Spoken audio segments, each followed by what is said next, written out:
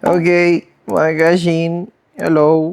Goodbye. Ay, di pala. Kakasimula lang pala. Okay, mga Gashin. So, welcome ulit sa bagong vlog. Ang main topic natin ngayon, mga Gashin, is that motivation. Kalaan nyo bakit? Alam mo yun? Nabubulol na ako. Bakit? Kasi I'm 2 weeks away from the show, mga Gashin, and the calories have been sobrang baba na. So, mababa na rin yung carbs natin, mga Gashin. Wala nang pumupunta sa utak ko. Kaya, kung may ano man, yung zombies, may zombie apocalypse, talagang lalagpas yung zombie sa akin. Sabi ng zombie, walang laman utak niya ngayon, wag na. Ganun. So, walang makuha nutrients yung zombie sa utak ko, mga Gashin. But, ganun talaga. That's why, mga Gashin, eto, tingnan mo ha, I'm not motivated, mga Gashin. I'm not motivated to do this, mga Gashin. Tinatamad ako. Pero, mga Gashin, we have work to do. Tapos na ako magtrabaho ng online clients ko. Nakapag-live na rin ako kaninang umaga. Ngayon, mag-Q&A tayo kasi madami Madami, mga Gashin. No, wait lang, baka may gold dito. Wait lang. Daddy, chill. Daddy, chill. Ano kayo? So, may mga tanong dito. So, scroll. Yan. Sasagutin natin lahat yan, mga Gashin. And, of course, mga Gashin, back day tayo ngayon. So, we're training back today. And, sagutin muna natin yung isang tanong. Sabi niya, mga Gashin, love your contents, bro. Oy, salamat, boy. What's your favorite thing to do pastime? Ano iniisip nyo? Sa akin kasi gusto ko maglaro. Pwede na. Kung titignan din natin, mga Gashin, magmamayabang ako. Pwede. I play a lot of games. And na-turn on ko tuloy. Meron tayong PS5. And then at the same time, mga Gashin, meron din tayong full setup na PC dito. Yan. So, ang una kong linaro, mga Gashin, hindi yon. Iba yung, linalaro yun. Ano yun? Basta! And then, meron din tayong Legion dito. Another gaming laptop. Yan, Legion i7. Yan. Kasi, lumaki ako kasi sa computer shop.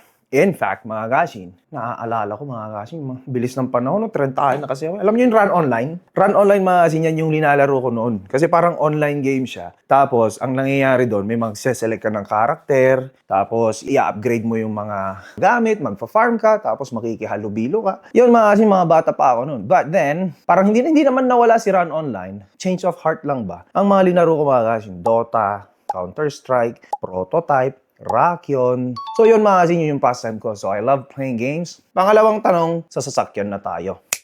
Alright, mga Gashin. So, mapunta na tayo sa work. And yung tanong dito, mga Gashin, is that ano daw yung dinadrive ko? So mapapakita ko, mga Gashin, si Mr. Snorkels. I drive a Tacoma, mga Gashin. So, diba? Pogi boy, daming snow. Binili ko to kasi, dito kasi, mga Gashin, pag nag-i-snow, talagang buhos. Kaya, pumili tayo nito, 4x4 ngani. Para pag nag-snow ng malakas, mga Gashin, hindi tayo mahihirapan. Kasi I used to drive si Lexilor. Sana all. Lexus pala yung, mga Gashin. Ano pa naman yun, mga Gashin? Rear-wheel drive. So, ibig sabihin nun, alam niyo naman na siguro nun, nahihirapan ako nun, mga Gashin, pag nag-snow, talagang, kala mo Michael Jackson Yun, nag-ano siya, moonwalk. So, hindi siya kumakapit kahit naka-winter tires ako. Ito yung problema dito, mga Gashin, Tado! Pag sa Gashin, sa Pilipinas, kininana, bigat, mga Gashin, agsagad ka. Sabi ko, maglilinis ka sa di ba? Sarapan ng bahay nyo, magtatanggal ka ng mga bulbulong, ruot. Yan, pero dito, mga Gashin, tinatanggal mo naman dito, snow. Pero pag summer na kasi, mga Gashin, tapos na yung winter namin ang araw-araw kahapon. Yun ang pag high blood.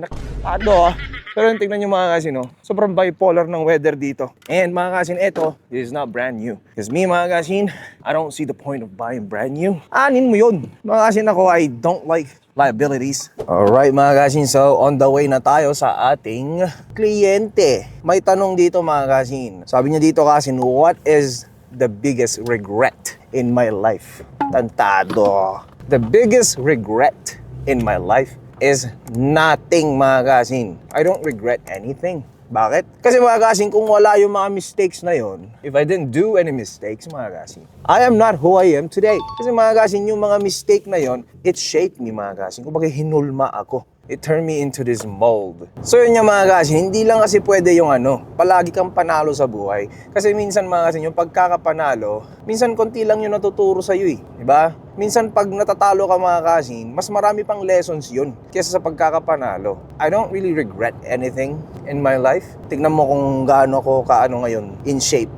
O, diba? Yeah, tsaka alam nyo kasi mga kasin, nung nasa Pilipinas pa ako, ganun din naman ako mga kasin eh. Sana ginawa ko na lang to, sana ginawa ko na lang yun. Alam nyo siguro mga kasin na magiging regret ko if I didn't take the risk. Yun kasi yung ano ko kasin eh, mas natatakot akong hindi itry kasi yung magkamali. Kasi I think mga kasin, failing is a part of winning. If you don't fail mga kasin, you're not even trying. And if you don't fail mga kasin, how are you gonna win? How can you fix something that's not broken? Bakit perfect ka ba? Yun naman, di ba? Ako din. Kahit naman anong gawin mo sa buhay mo, kasin, mistakes are inevitable. Nasa sayo lang yun, kasin, kung paano mo siya i-take. Hindi naman nagmamatter yung past mo, kasin eh. Ang nagmamatter na dyan, kasin, kung ano yung gagawin mo after what you did. So no mga kasin, I don't carry regrets. I only carry lessons mga kasin. Alright, next question tayo. Ito naman kasin, i-share ko daw kung ano yung mga story ng OFWs, good and bad. Mga kasin, understand na lahat naman magkakaiba tayo ng experience, di ba, sa buhay. I'm not speaking for every OFW, pero isa lang yung masasabi ko mga kasin. O kininam nagrigat kasin, ang hirap. I know, life is hard in the Philippines, pero kasi at least sa Pilipinas, naghihirap ka, pero may kasama kang naghihirap. Dito kasi no, you're alone. Especially kapag pumunta ka dito mag-isa mga kasin, you're alone. Wala kang kasandal, iiyak ka. Tapos dito kasi mga kasin, living abroad, everyone's busy. Lahat mga kasin, kunwari mga kasin, mag-emote ka dito, di ba? Bes, may problema ako. Pwede bang kausapin kita? Ano mo sasabihin nun? Bes, siguro sa Tuesday na lang ng 3 p.m. Okay lang ba sa'yo yun? Kasin Sunday pa lang, tas Tuesday ako magre-relapse? Ano yon? Yun yung mahirap yung buhay sa OFW. Ano naman yung maganda? Well, mga kasin, kapag hindi ka mapili sa trabaho, alright, especially if you're just starting, may kita ka and mabibili mo yung gusto mo. Pero, yun kasi din yung minsan na trap di ba? Hindi porket kaya mo nang bilihin, bibilihin mo na. That's the reason why a lot of us, mga kasin, stay broke. Kasi, alam mo yon, yung deserve ko to, may bagong gamit, bibili agad, di naman kailangan. Tapos, syempre, tutulong ka pa sa pamilya mo. Yeah, you just gotta choose your own hardship, mga kasin. Dito lang, mas marami kasi yung opportunity. Mga kasin, as much as I love my people, because I do, minsan sila pa yung hahatak sa'yo pababa. Okay lang sana hatakin pababa kung bababa yung ano mo, yung pants. Uy! Ibang hatak yun, bes. Iba pala yun. Masarap pala na hatak yun. So, speaking of hatak, kasin, magpo-pull day tayo ngayon dun sa gym. Mag-workout tayo ng back, because back, mga kasin, is a pulling workout. I'll see you guys there. Alright mga kasin, as usual, gamit pa rin natin to increase blood flow. Alright mga kasin, so next question naman is, if you were to start the gym for the first time today, what will you do? Just start. Yan kasi yung problema sa inyo, kinokomplika nyo. Ang problema kasi mga kasin, karamihan ng lalo sa mga consultations na ginagawa ko, ano sila nag-aantay sila ng perfect timing Kumbaga, coach, start ako next week. Bakit next week? What's the difference between starting now and next week?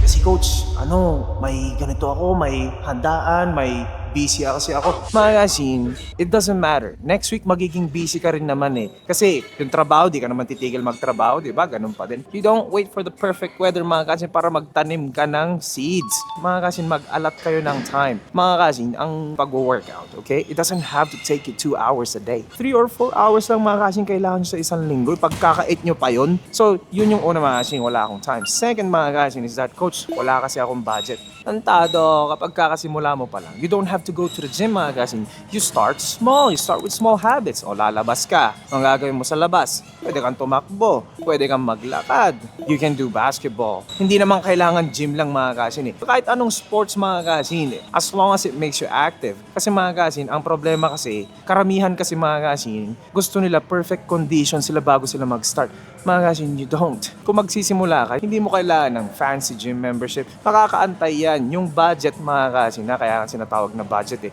May mga bakal gym naman dyan na coach, madudumi. Madumi. Mga kasin, galing po ako dyan. It just depends on where you go. Next, mga kasin. Coach, napapagod kasi ako sa trabaho Tantado, malamang kung hindi ka pagod sa trabaho, you're not really working, mga kasin. So, ganun talaga. Then what are you gonna do? Then you do it tired. Coach, kasi ganito. Anong kasi? Mga kasin, kung gusto, may paraan. Diba? Ganun lang naman yun So, yun mga kasin, kung wala tayong pagsubok sa buhay, hindi tayo matututo. Kasi mga kasin, if you pray for strength, hindi naman ibibigay sa'yo is strength, ibibigay sa'yo challenges for you to become strong. Everyone wants to be successful, mga kasin, but they're not willing to pay the price. And yung presyo na yun mga kasin, it's very uncomfortable and not a lot of people mga kasin gusto maging uncomfortable. So next one naman mga kasin, what was your go-to meal when you first started going to the gym? Dede ng manok. No, mga kasin, it's very common knowledge mga kasin. The chicken breast is lean. So yun yung kinakain natin tsaka kanin. And then I just put a little bit of sauce. Ngayon mga ito, as a working student, any suggestions on what workout should I do? It doesn't matter if you're a working student, doesn't matter if you're working, it doesn't matter if you're not a student. Mga kasin, ang kailangan mong gawin is yung kung anong kaya mong gawin. If you can only work out 3 times a week, anong gagawin natin? Upper, lower, full body. O kunwari, Monday is full body, rest ka ng 2 days, and then you're gonna hit upper sa Thursday and lower sa Friday. Kasi mga kasin, in order for your muscles to grow, kailangan you hit it twice a week. Pero kung kaya mo naman yung 4 times a week, mga kasin, edi upper, lower, rest, upper, lower, rest. Ganun lang. So yun mga kasin, I'll see you there. Kasi ang first exercise natin is row. Okay. Alright mga kasin, so first exercise mga kasin is row. Bent over row mga kasin. Ito yung unang exercise natin. Coach, para saan naman yung bent over row? It's for your back. Okay? So yun mga kasin, ang gagawin ko lang is 4 back movements. Isang row, isang lat pull out na pull down mga kasin, isang isolation, and then another upper back. That's all I need. Alright mga kasin, so may tanong ulit dito. Tanong niya, what's your favorite part of being a trainer? Alam niyo mga kasin, aside from nakakakita ko ng results sa mga client ko, hindi lang yun eh. Ang pinaka-importante doon mga kasin is that behind what they built from that result. Kasi mga kasin, tignan mo ang dami kong clients mga kasin na they're becoming the best version of themselves mga kasin. Kumbaga, yung mga dati kong client mga kasin na hindi confident, alam mo yun, nahihiyang pumunta sa gym, hindi masyado nagsasalita sa gym, ganun. Mga kasin ngayon, mas kupal na kaysa sa akin. Tingnan mo si Boss Jeff. Kilala niyo si Boss Jeff, di ba? Ito siya, oh. Yan, mga kasin. Yung confidence yung mga kasin tumaas. So yeah, but when it comes to my transformation clients, mga kasin, hindi lang yung panlabas yung nag-transform mga kasin, but also inner. Mas naging alive sila. Ako lang yung pumersa mga kasin. Kumbaga, all the things na nagawa nyo sa mga clients ko, that wasn't just because of me, it's because of you. Alright mga kasin, so next exercise would be lat pull downs. Ngayon, mga kasin, may tanong ulit dito. Sabi niya, thoughts on group fitness classes. I've been doing bar, spin, yoga, and Pilates weekly. So mga kasin, ganito kasi yan eh. Ang fitness kasi, hindi naman kailangan yan yung personality mo eh. Ang fitness kasi can be anything. So if you're joining a class mga kasin, I think it's a good start for you to build habits, consistency. Minsan, na-enjoy din kasi natin yung community. Masarap maghirap ng may kasama. So that's the reason why group fitness is good too. Pero kasi mga kasin, ang group fitness kasi, it's generalized. Hindi siya individual. So kunwari mga kasin, may specific goal ka, such as, losing weight, like, yung mga yun, I'm not saying that you can't lose weight if you're doing classes, mga kasin, pero kasi kailangan mo rin ng structured na training. I think, mga kasin, it's best for you to get someone that will help you structure your training kasi mas okay din kasi kapag mas personalized. But, again, unang-una, fitness should be enjoyable. Alright, so, we'll do a set, mga kasin, tapos move on. Ibang move on yun, ha? Alright. Okay, mga kasin, next one is a single row. The reason why we're doing single mga kasin or isolation or unilateral movement mga kasin para ma-fix yung muscle imbalance natin. Ngayon, wag mo i-expect mga kasin na yung katawan mo symmetrical. Hindi po ganun yun. Okay, your body is not perfectly symmetrical.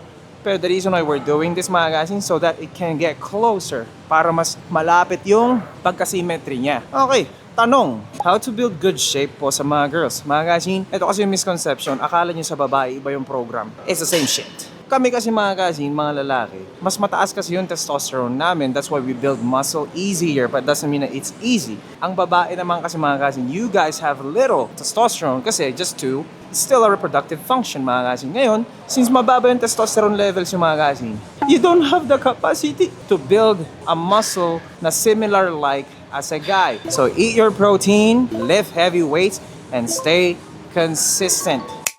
Alright mga kasin, so next exercise would be another row. Ngayon mga kasin, upper back row naman to. So tawag dito mismo mga kasin is chest supported row. Coach, gusto kong pa-widen yung likod ko. Anong gagawin? Eto mga kasin. Elbow pattern yan ha. Kapag yung elbow mo mga kasin, papunta dito, it's upper back. Kapag papunta dito mga kasin, it's your lats. So same thing with mga kasin kapag papaganto. So ito naman kasi yung elbows natin papunta sa waist natin. Okay? That would be your lats. Ngayon kapag closer naman mga kasin, tas naka-lean back ka ng konti, it's more on the upper back. So, elbows lang yung pagbebasean mo. Gets na? Oh, yun lang yun. So mga kasin, check natin kung may pump na kasi may tanong dito. Bakit daw nawawala yung pump? Kasi mga kasin, ang pump, blood flow kasi yan. Kapag yung blood flow na pupunta sa muscle, nagda-dilate kasi yung blood vessels nyo, kaya lumalaki yung muscle. So ganun yun. It's all blood flow. Tignan mo yung katabi ko, pump na yan.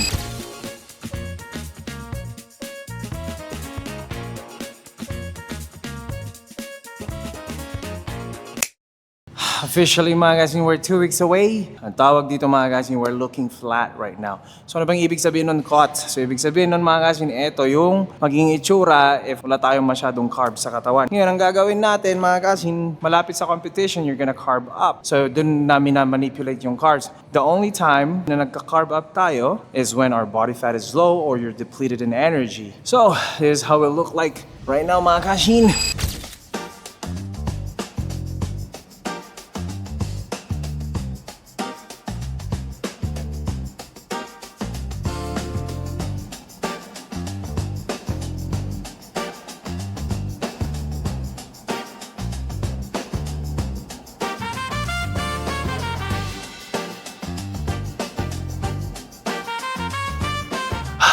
Okay, favorite classic pose, teacup.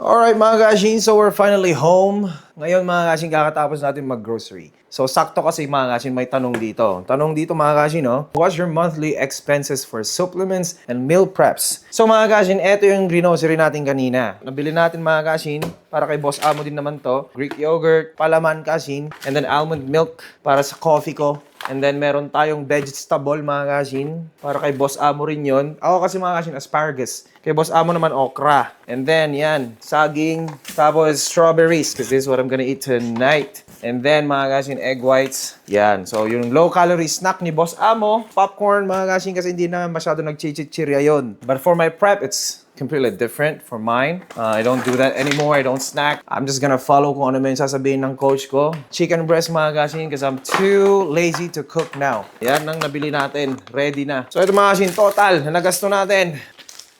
Aray ko! It's $126 mga kashin. Kashin, tong manok na to, 4 days ko lang to. If we're spending this amount of money.